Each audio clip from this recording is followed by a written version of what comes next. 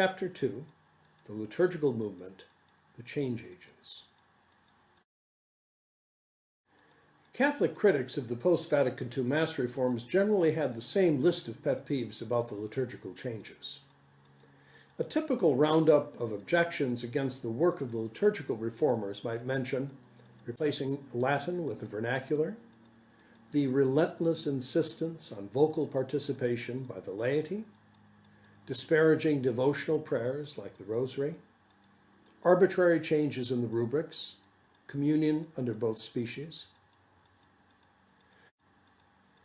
The list might also include some underlying theological errors, promoting the notion that it is the community which celebrates, reducing the role of the priest to someone delegated by the people, or exaggerating the priesthood of the laity.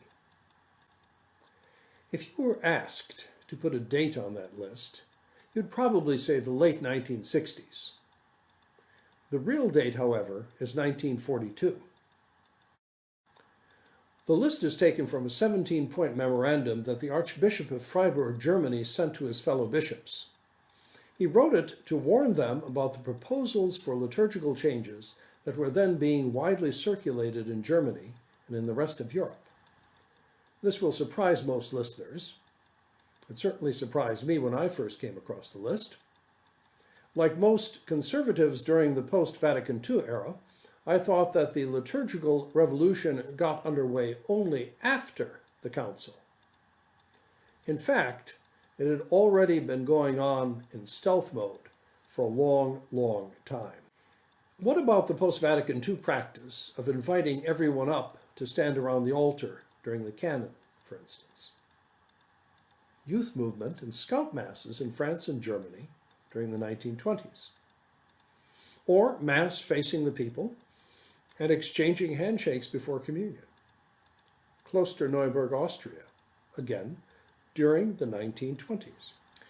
Chapter 2 of Work of Human Hands traces the origins of these practices and eventually the roots of the Mass of Paul VI to a phenomenon called the liturgical movement. The movement began in the 19th century as a result of the work of the great Benedictine Dom Prosper Guéranger, founder of the monastery of Salem. The purpose of the movement was to renew fervor for the liturgy among the clergy and the faithful. Its original ideals and initial accomplishments were a great blessing for the Church. In the 20th century, unfortunately, the liturgical movement was hijacked by modernists. Among their errors, considering heretical churches part of the Church, redefining faith as experience and emotion, and neglecting or even denigrating scholastic or Thomistic philosophy and theology. These charges are not merely my personal conclusions, by the way. They are taken from Archbishop Grober's 1942 memorandum. Pius XII intervened with two encyclicals that attempted to correct these errors. Mystici Corporis on the Nature of the Church in 1943, and Mediator Dei, 1947, on the Sacred Liturgy. Both clearly restated Catholic doctrine, condemned various errors, and sought to set the liturgical movement back on the right path. The pontiff reiterated these warnings in a 1956 allocution that he delivered to the leaders of the liturgical movement after the International Congress on Pastoral Liturgy. By then, unfortunately, many influential bishops had already embraced the movement's theories and were patiently working to implement its goals. Most would become part of the progressive faction a few years later at Vatican II.